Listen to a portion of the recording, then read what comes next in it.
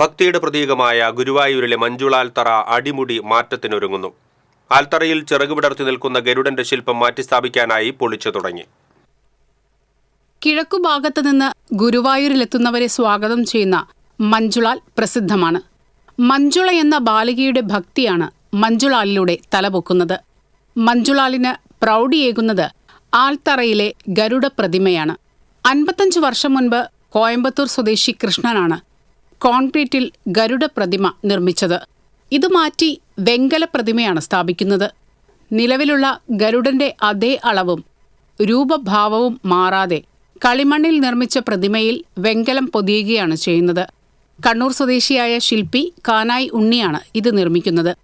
8 അടി നീളവും 16 അടി വീതിയുമുള്ള ഗരുഡ പ്രതിമയ്ക്ക് 4000-ഓളം കിലോ ഭാരം വരും. മഞ്ജുളാൽത്തറ കരിങ്കൽപ്പാളി കൊണ്ട് ഉയർത്തിക്കെട്ടും. ആലിന് പടിഞ്ഞാറ് ഭാഗത്തെ കുചേലന്റെ ശില്പവും മാറ്റിപ്പണിയും.